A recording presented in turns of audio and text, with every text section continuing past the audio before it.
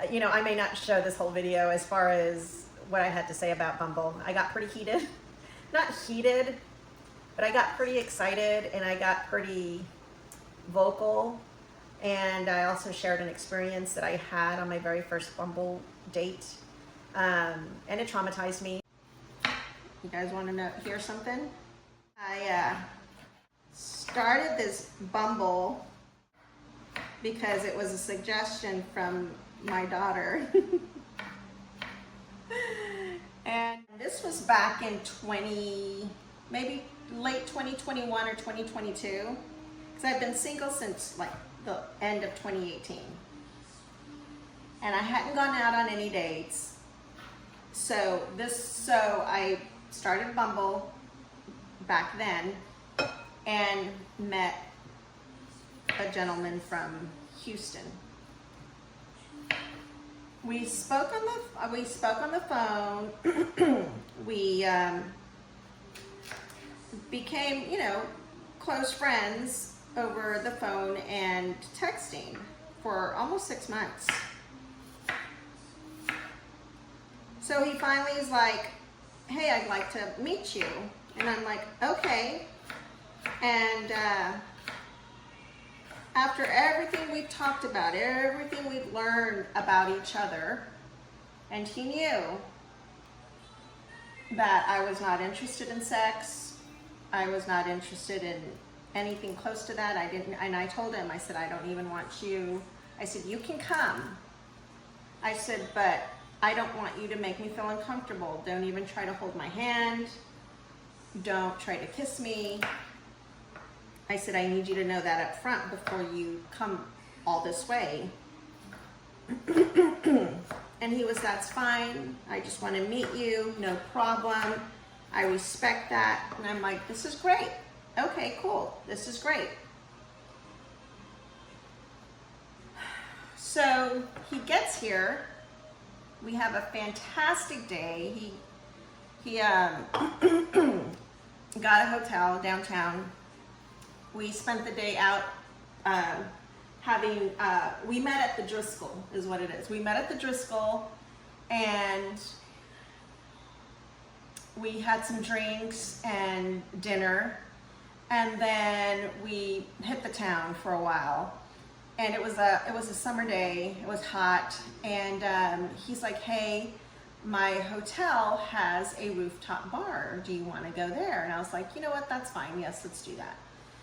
And I had already told my kids, they have that little GPS tracker on me, and I said, I don't plan on going to his hotel. I said, but I went ahead and sent them a message, and I said, look, I said, we're going to go to his hotel. I said, but we're going to go to the roof bar. The rooftop bar.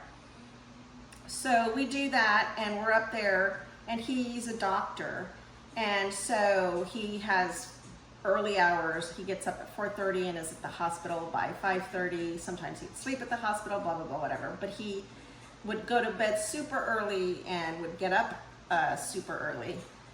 And so it was already like around 9:30, and I could tell he was very tired. It had been a long day.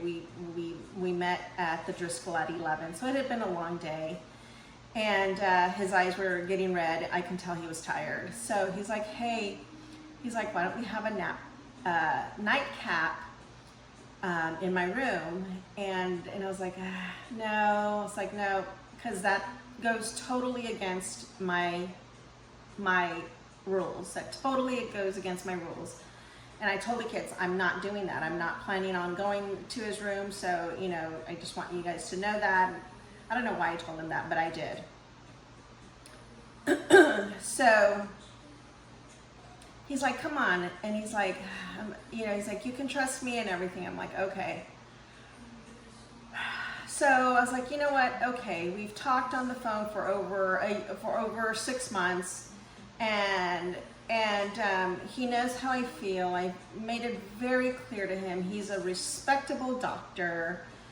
And I'm like, okay. So we went up to his room. Big mistake. And I hate myself for doing that because I went against what I know I shouldn't do. But I trusted him. I completely, 100%, I trusted him. I trusted him. He even said, you can trust me. So go up to the room, and I'm already just so uncomfortable because I just know I shouldn't be there in the first place. It's a small room, and so I sit down in the chair, and I have the purse over me, my purse over me, and it's on my lap, and the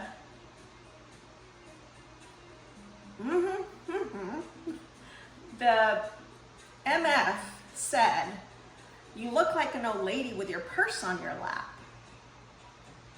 And I was like, okay. I like, it's not moving. And I giggled about that. I was like, okay, that's fine. It's not moving. And I just thought that was so rude. And he's like, hey, I'm just gonna rinse off. I'm gonna just rinse off real quick. We've been sweating all day. And I was like, yeah, that's fine. Go ahead. And so he comes out.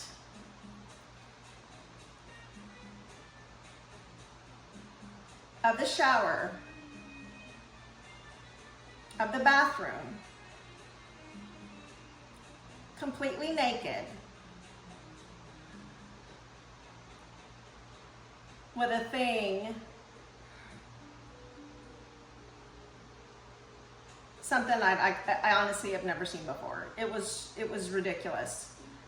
And I immediately did this. I was livid. I was so mad. And he's like saying, oh, come on, we're two adults. And I'm like, what are you doing? I'm like, what are you doing? And so at that point, I got up from the chair, and the room was so small. So I had no choice but to walk towards him to get to the door. And when I'm doing that, he literally grabbed me, pushed me against his body, and was like, come on, we're two adults. Come on, let's just relax. And I am so angry. And I reach in my purse, because I do carry. I reach in my purse and I pull that out. But when all of that was happening, I was pushing him back. I was walking.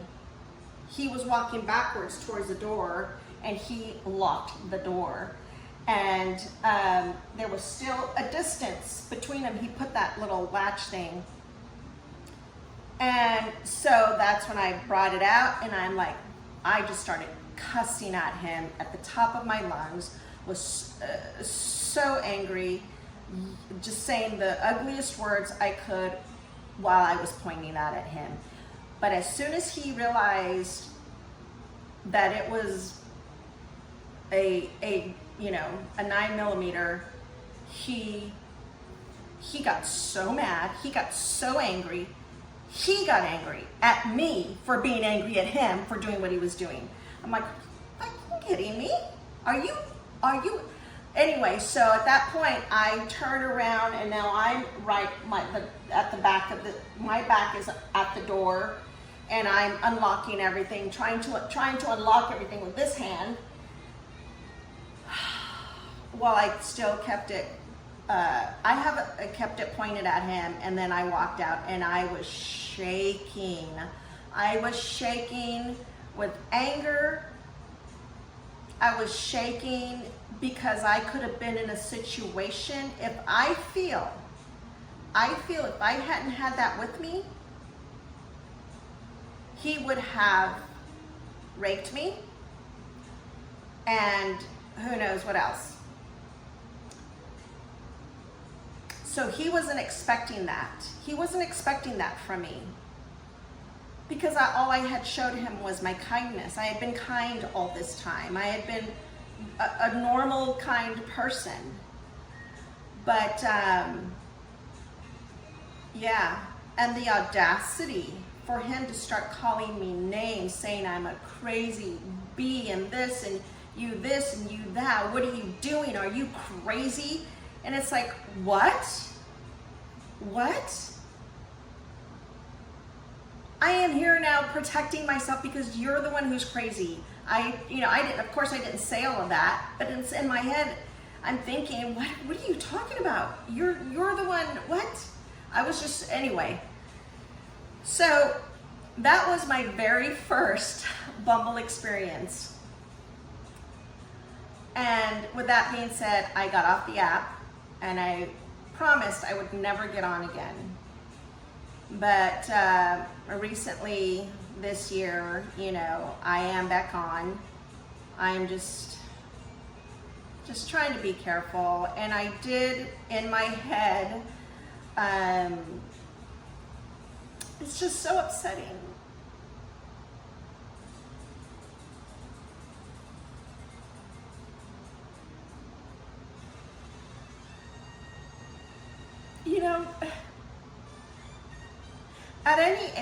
At any age, looking for love can cost you your life. And that has happened to many people. And I was lucky. I was lucky that night. And no matter how careful I was,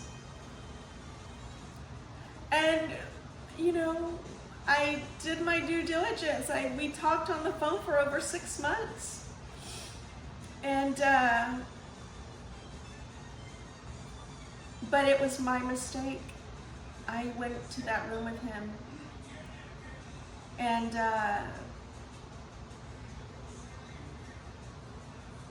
I don't know. I'm not going to say I don't know what I could have done different, because what I could have done different was not put myself in that situation. But I did trust him, and he said that night, you can trust me, it'll be okay. So, it's tough. It is tough. But, so yeah, I don't know, it's just hard. It's hard. And I know I'm not the only one out there who's feeling this. It's not easy. It sucks. I wish my marriage would have worked initially, but it didn't. We were young. And it is what it is now. But I've learned a lot from the relationships that I've been in. And it's just scary now. It's scary. And I do want to be in love again. I do want to be in love again. But getting there is scary. It really is. Ready?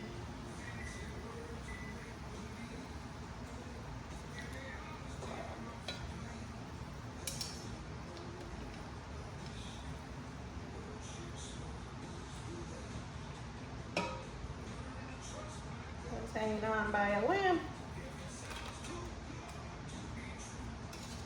All right, got them all.